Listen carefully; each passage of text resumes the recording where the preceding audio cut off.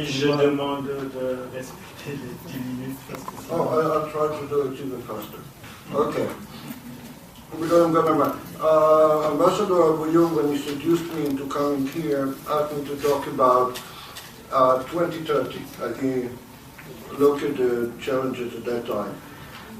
So I'll start with the big picture and narrate to the regions that we're dealing with. Number one, as far as the industrial north, what the Chinese call the V2V, Vladivostok to Vancouver and not across the Pacific, the current economic crisis is globalization met its match with the current economic crisis. Problems of unemployment, jobs, feeding one's own population are going to dominate and are going to overwhelm all of the WTOs and other wonderful international economic relationships. Simply put, no government in its sane mind is going to tell its own people, oh, you need to go hungry, unemployed, etc., just because we have to abide by obscure contract of one kind or another. So forget about solidarity. This will create tensions, and tensions that do not exist today in our unified West. Number two, I think that the world will return to the world of Haliford Mackinder of the late 19th century. There will be a Eurasian heartland dominated or led by Russia, Germany, and France, and the rest kind of joining in. There's going to be, the littoral states are going to become what both Ronald Reagan and Margaret Thatcher used to call the Anglosphere, which is the old alliance of the United States, Canada, UK, Australia, New Zealand, a global naval facility. China is going to be a wild card that will tilt the balance in whichever direction it wants, adding to the instability. Why it is so crucial for the issue that we're dealing with? Because both Africa and Latin America are out of everybody's or anybody's calculation. Today, the vast majority of what we call the bottom billion are already in this region, creating a host of instability, misery, etc. Come 2030, by the best demographic statistics, we're talking about 2.5 billion people. The bottom, it will be the bottom 2.5 billion. That makes for a lot of angry, hungry young men with an easy finger and easily available Kalashnikov or the equivalent thereof. So this is our security problem that we need to look at. Number three, we're going to see the collapse of, or the weakening of the state. Now, there are a lot of debates whether it's good, bad, or otherwise. Today, in the world as we know it, the state has the monopoly on the use of force. The Navy that the Admiral was talking about, coming and cleaning up the mess, etc., belong to states, belong to alliances of states. If the states have become dysfunctional, where are we going to get these forces? It's not an issue of technical capabilities, i.e. there will be floating thing that can destroy a lot of stuff miles away, a lot of flying thing that can bomb a lot of things miles away. The question is who's going to own them, who's going to tell the pilot to go and to destroy here and there. We don't have an answer for that. Instead, we have the rise of the transnational alternate world. And it's a very important issue that is happening. We've been discussing here and there the quest for, the West will need water, the West will need energy, the West, or the rest of the world will need rare metals, etc., to keep the high-tech industries and the world alive. From whom are we going to buy it? Are we going to buy it from regular states, or are we going to buy it from local regions? It's a hell of an issue. Now, we cannot go fight and bomb stuff to get the energy because they'll burn it. So we'll have to come up with deals with these guys with the alternate world. But this is the world that is fueled by radicalism, by terrorism, by militancy, by drug smuggling, and far more important than all of the above, not that they don't do damage to our world and to their own world. The black money, the profits of all of the above, the black money, because this black money is being invested in the West today as we speak, and in the developing world in labor-intensive economy. So if we close down the drug trade, we create massive unemployment. Can we afford it? Can we afford massive unemployment in Greece, Japan, parts of France, Italy, part of France, etc., where the economy is fueled by drug money? Can we afford massive unemployment in the Balkans? This is Europe. Now go down to Latin America, Europe, etc. Going to be fun. We need to talk about it. In the United States alone, the last statistic, there were $3 trillion invested in job-producing black money. No state in its sane mind is going to pull out a plug. Now, okay, where are we going? The United States, previous speakers talked about Mr. Obama, etc., etc. Sorry, guys, U.S. is going into isolationism. This is what we're good at. This is the way Congress and the average Joe is going to besiege his congressman, her congressman. Don't forget, when American troops are going to save the world in Mukmuk Island or whatever, somebody will have to pay sign a check to make it happen. No congressman in his sane mind, no senator in his sane mind, and in the United States Congress appropriates the money or signs the check, is going to tell his constituents, you're going to go hungry, we're going to take 2% off your social security in order to save some obscure guy in Mukmuk Island. Forget it, guys. Ain't going to happen. I've been there for too long.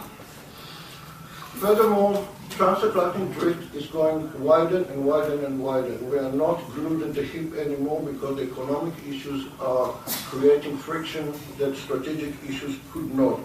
NATO is sliding into somewhere between irrelevance and being counterproductive. We can talk about NATO as much, but the wonderful thing that friends join in, don't get me wrong, I'm all for it, I think it's wonderful. However, I'm an old guy. I'm a cold warrior. I remember NATO exercises in the 1980s, how lean and mean, efficient, functioning alliance it was, and I've seen exercises in the last couple of years. Disaster, it's a game, it's a play. The alliance does not function. NATO was, during the Cold War, the best alliance in the history of mankind. It achieved its strategic goal, preventing Soviet occupation of Western Europe and enabling Western Europe to recover from the Second World War without shooting a single bullet in anger. It's an immense achievement, but the Cold War is over. And NATO outlived its usefulness, and look what's happening in Afghanistan today. The great NATO is incapable of getting any. Yeah, I mean, the troops are wonderful. They're brave. They are resourceful. All the compliments need to go to the troops on the ground. However, having said that, strategically we're losing, and we're losing to some ragheads carrying Talibans and wearing sandals. Don't even have combat boots. Not good. Okay. Regions that we need to look at. Africa, there's going to resume collapse on here. We'll have to deal with it. Latin America also, there's a withdrawal into sub-state alliances and identities, etc. Look at the elections in Bolivia, look at the elections in what we call Venezuela right now, the emerging rearrangement of forces in Peru and in Colombia. This is the time of things to come. So again, weakening of the state, what are we going to do? With whom are we going to talk about eradicating drugs? I said transatlantic drift, I'll leave it. Okay, so what can be done?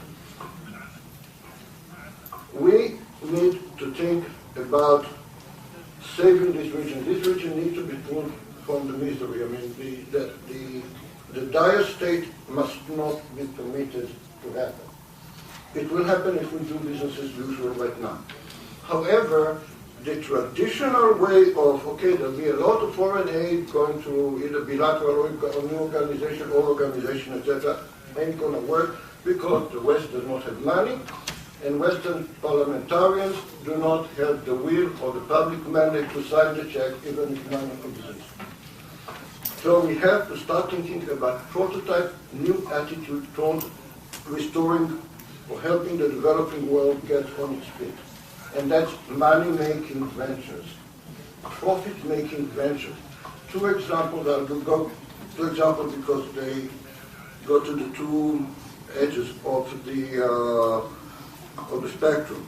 First, Central Africa, I mean Gulf of Guinea macro, but all the way down to Angola if you want it. If the West needs the energy from that area, the West needs the uranium from that area, the West even needs more of that uranium not to go to North Korea and the likes. The West needs the diamonds, the West needs a variety of other rare metals, wolfram, etc., in order to run the high-tech industries. Without wolfram coming from Central Africa, U.S. high-tech industry and Chinese high-tech industry will grind the ore within 3 days. That's the amount of stockpile that exists today. We need it to make money. So we need to work with the local authorities in order to improve, build, regulate, run that regional development. But for doing that, we need to start looking very, very carefully at the tapestry of the people, the sub-state actors, etc., make this the truth sustain. We must not come as we being American or the, for that matter, West European included, as neocolonialism. We have to work through intermediaries, through gateways, to do it as a joint project with countries like Morocco, so that it is not neocolonialism round two. Otherwise, there will be a backlash, and these people will swiftly run back to the Kalashnikov, RPGs, friendly bombs, rather than think, oh, maybe we need to cooperate, etc., etc. Number two, we're talking about environment, etc., not my strong side. Last two sentences, I'm cognizant. For example,